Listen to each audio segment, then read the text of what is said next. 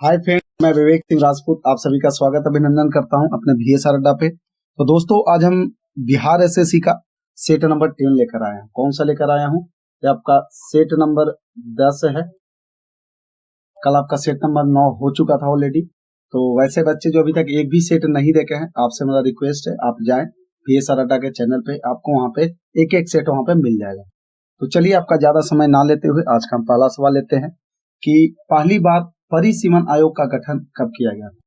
तो सर, पहली बार परिसीमन आयोग का गठन 1952 में किया गया था। अब थोड़ा बता दें इसके बारे में कि इसका मुख्य कार्य जनगणना के समय लोकसभा एवं विधानसभा के क्षेत्रों का आकलन करना होता है, या निर्वाचन से संबंधित लोकसभा और विधानसभा क्षेत्रों का निर्धारण जनसंख्या के आधार पर करता है।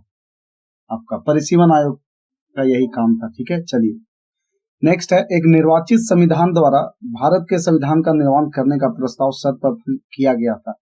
कब किया गया था? तो सर, ये आपका क्रिप्स मिशन के द्वारा किया गया था। कब किया गया था? क्रिप्स मिशन के द्वारा। तो इसके बारे में बता दूं कि एक निर्वाचित संविधान सभा द्वारा भारतीय संविधान का निर्माण करने आपका द्वितीय विश्व युद्ध के समाप्त होने के बाद प्रस्ताव सर्वप्रथम क्रिप्स मिशन, जो कि 1942 में आया था भारत में, उसके द्वारा किया गया था। क्रिप्स मिशन पूछेगा कब आया था, तो सर ये आपका 1942 में। चलिए अगला सवाल है सर, निम्नलिखित में से कौन सा राज्य 73वें संविधान संशोधन का अभिपालन करने वाला पहला राज्य बन गया? कौन सा बन गया सर? तो ये आपका मध्य प्रदेश बन गया। नेक्स्ट है, किस राज्य में नगर पालिका का सीमा क्षेत्र अधिसूचित करने के लिए निम्नलिखित में से कौन सक्षम है? कौन है सर? तो सर ये आपका संबंधित राज्य का राज्यपाल। अगला सवाल है, किसने कहा था कि राष्ट्रपति का राजकीय आपात संविधान के साथ का है? ये किसने कहा था? तो सर ये KM नामबियार ने बोला था। कब, कौन बोले थे सर? KM नामबियार ने। थोड़ा सा इसके बारे में बता दूं कि KM नामबियार ने संविधान में उल्लेखित राज्यों में राष्ट्रपति संबंधी प्रावधान का विरोध करते हुए कहा था कि राष्ट्रपति का राजकीय आपातकालीन अधिकार संविधान के साथ धोखा है।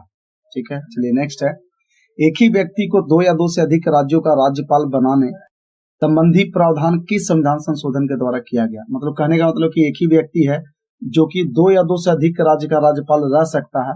ये किस संविधान संशोधन में प्रावधान दिया गया है? किसमें सर? तो 7वां संविधान संशोधन। कब सर? 7वां। ठीक है, थोड़ा सा इसके बारे में बता दूं कि मूल संविधान में यह व्यवस्था थी कि प्रत्येक राज्य का एक राज्यपाल होगा। ये मूल संविधान में बोला गया था, जब अपना मेन कॉन्स्टिट्यूशन है उसमें बोला गया था कि एक ही राज्यपाल होगा। लेकिन 7वें विधान संशोधन जो कि कब हुआ था सर? ये 1956 में हुआ था। कब हुआ था? ये आपका 1956 में हुआ था।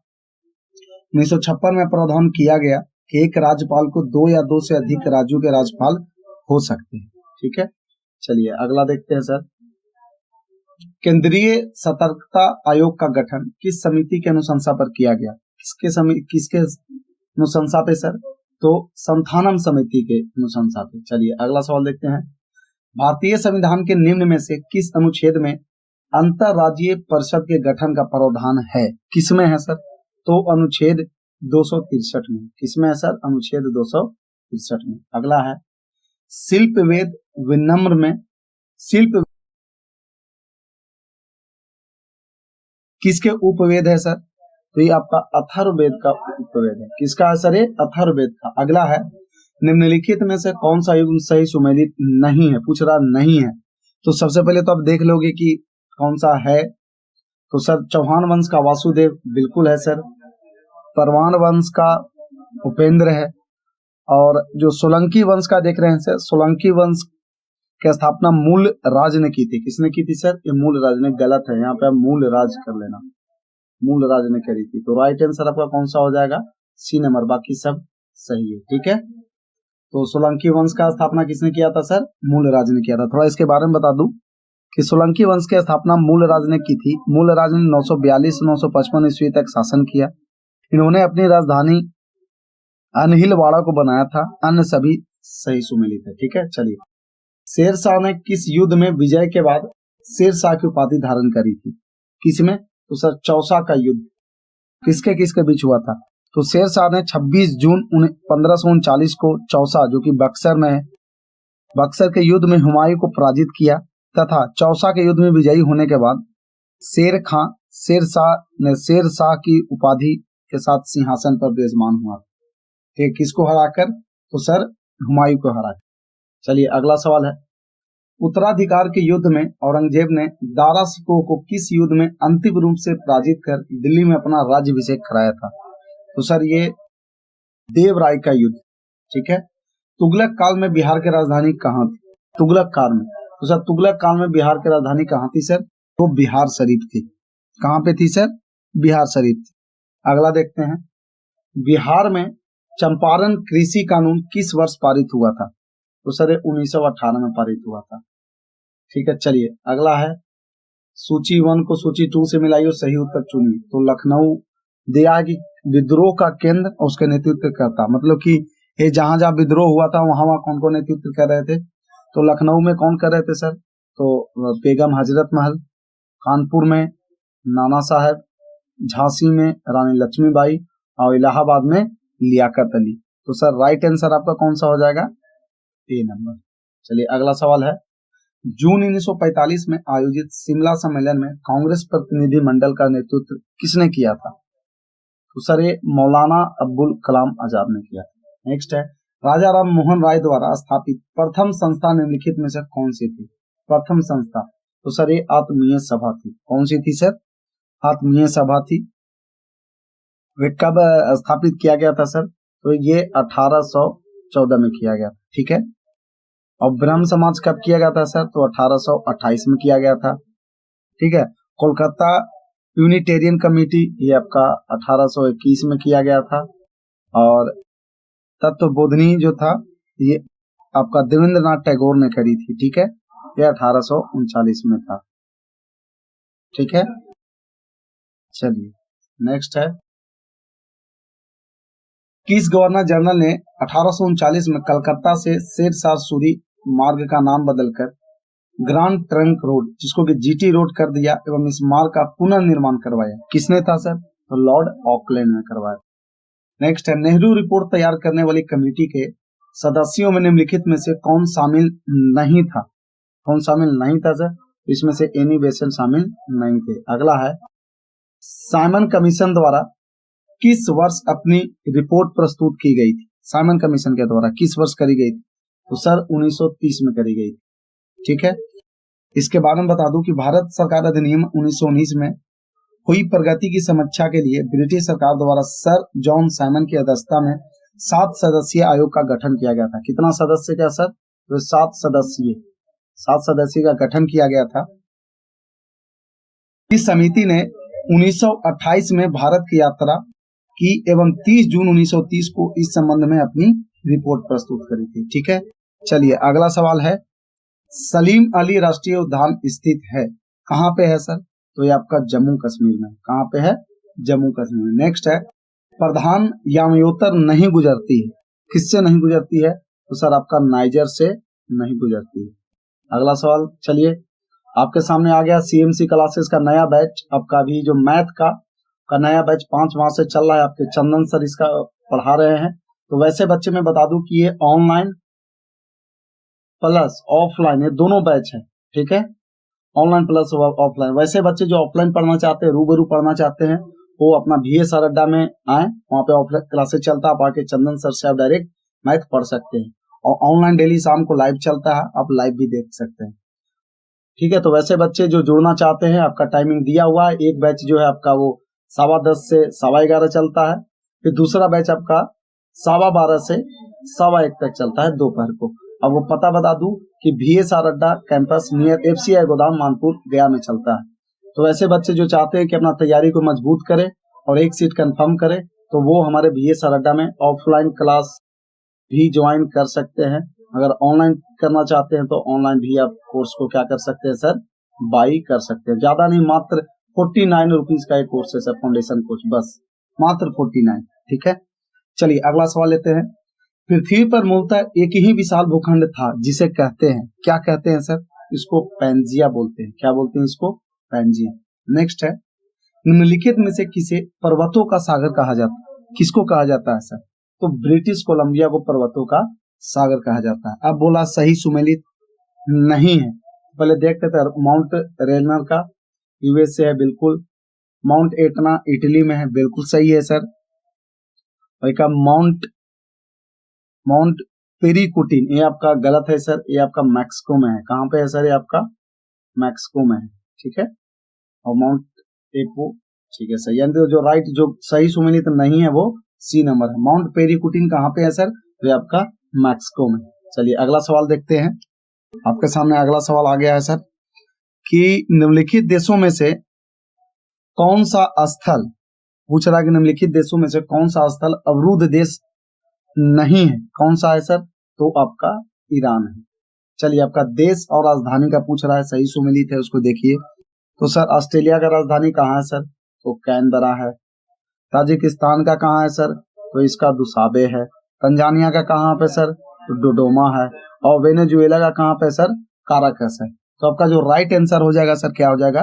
बी नंबर हो जाएगा, ठीक है। चलिए नेक्स्ट सवाल है, उत्तर कोरिया में नियाग्रा जलप्रपात किन दो झीलों के बीच स्थित है? नियाग्रा जलप्रपात पूछ रहा है। तो ये आपका सर ओंटारियो झील और ईरी झील के पास स्थित है। अगला सवाल है, निम्नलिखित में से कौन सा अपने प्रभाव में सर्वाधिक मुद्रास्फीति के कारण हो सकता है? कौन सा? तो आपका है सर बजट घाटे के वित्तीयन के लिए नई मुद्रा का सृजन करना, ठीक है। अगला नेक्स्ट सवाल है, जब भारतीय रिजर्व बैंक नकदी रिजर्व अनुपात में वृद्धि की घोषणा करता है तो इसका तात्पर्य क्या है? तो इसका तात्पर्य है सर वाणिज्य बैंकों के पास उधार देने के लिए कम मुद्रा होगी, ठीक है। मौद्रिक नीति है, मौद्रिक नीति क्या है सर? तो मौद्रिक नीति एक राजकोषीय नीति का पूरक। अगला है, निम्नलिखित में से कौन सी स्कीम ग्रामीण विकास के लिए नहीं है? वो है सर आपका CRY क्रय। अगला है, भारत सरकार का कौन सा मंत्रालय भारत की विदेश व्यापार नीति से संबंधित है?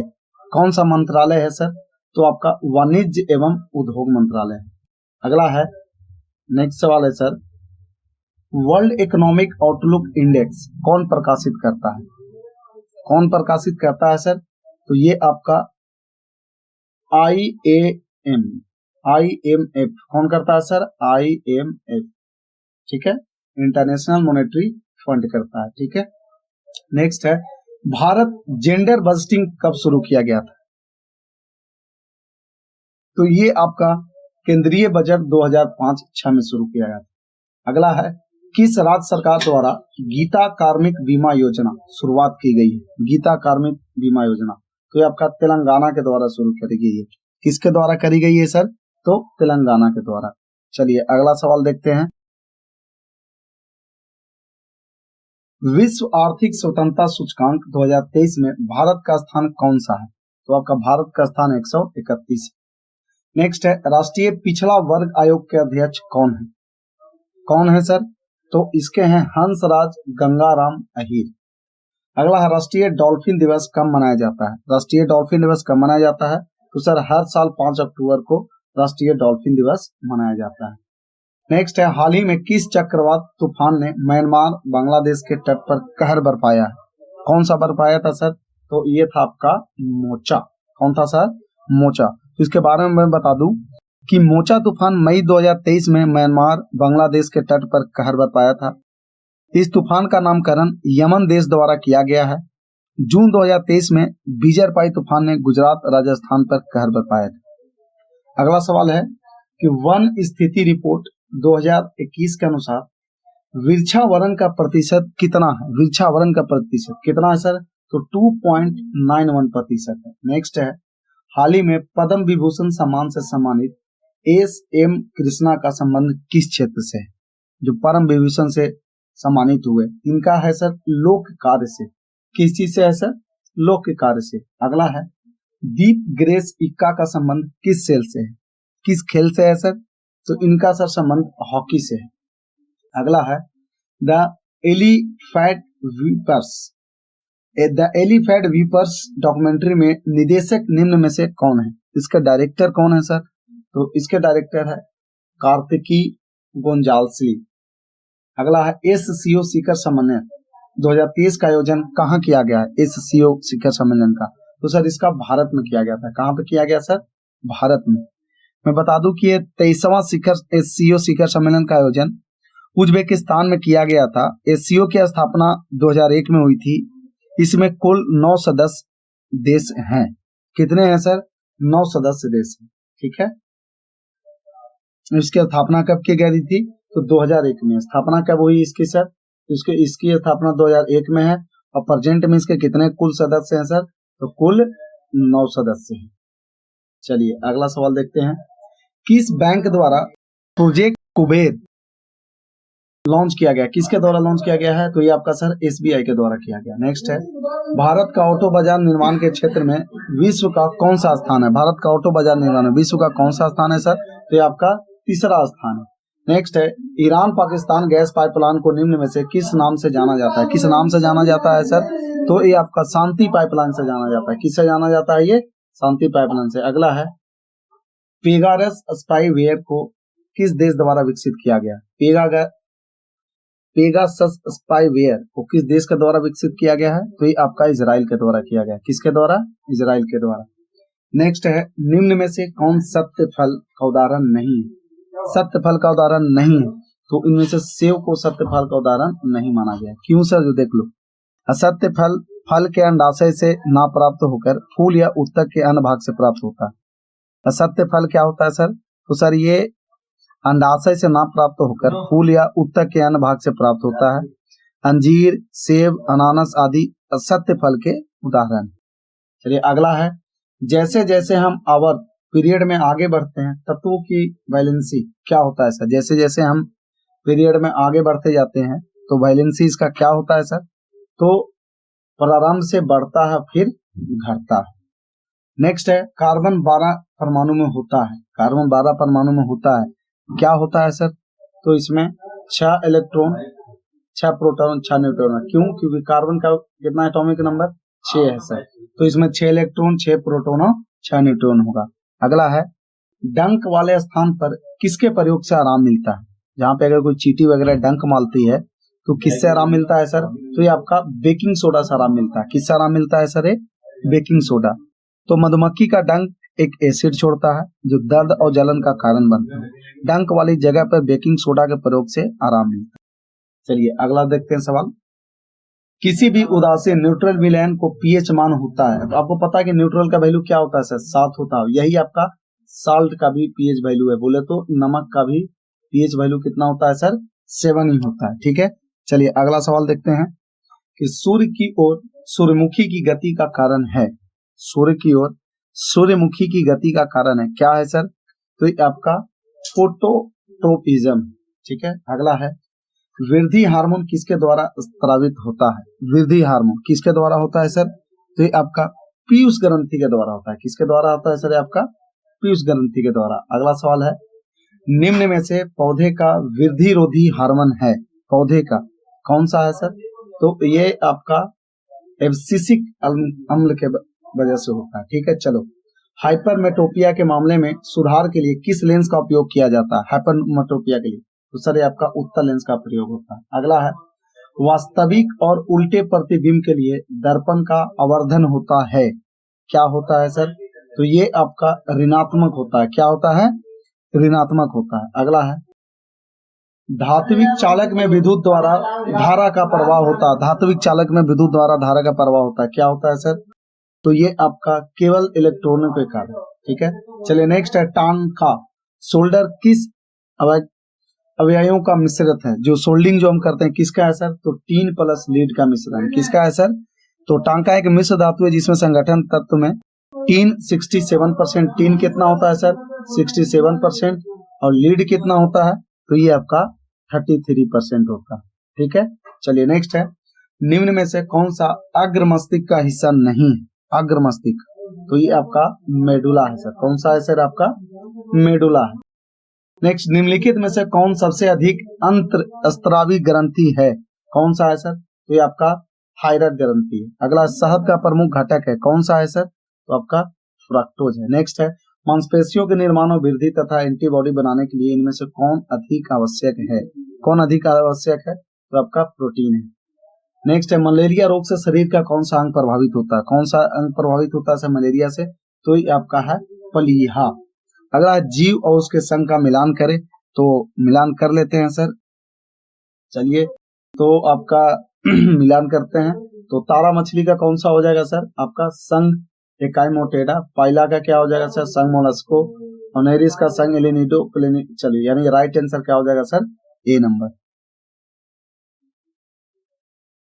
अगला सवाल देखते हैं सर कि मानव शरीर में, अगला सवाल है कि मानव शरीर में रक्त का आयतन शरीर के भार का लगभग कितने प्रतिशत होता है सर, तो ये आपका 7% होता है। कितना होता है, 7%। अगला है पत्ती का मुख्य कार्य है, पत्ती का मुख्य कार्य क्या है सर, तो आपका फोटोसिंथेसिस करना, जिसको कि प्रकाश संश्लेषण बोलते हैं।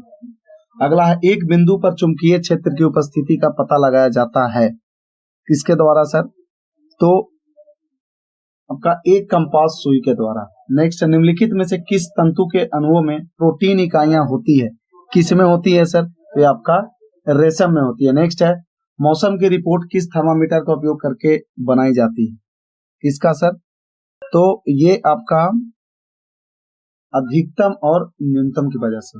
ध्वनि की प्रबलता किसके द्वारा निर्धारित की जाती है, किसके द्वारा सर, तो ये आपका कंपन का आयाम के द्वारा।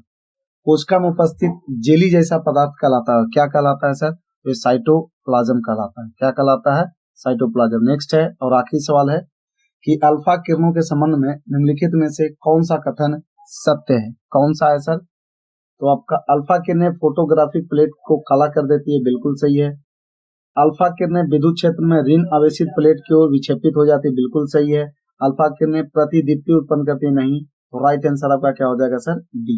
और ये आपका सेट नंबर 10 यहाँ पे कंप्लीट हुआ। तो वैसे बच्चे जो अभी तक नहीं देखे हैं, प्लीज आप पूरा वीडियो देखें, अगर अच्छा लगा तो लोगों को शेयर करें। फिर मिलते हैं अगले वीडियो में, तब तक के लिए bye bye, take care, keep signing off, जय हिंद।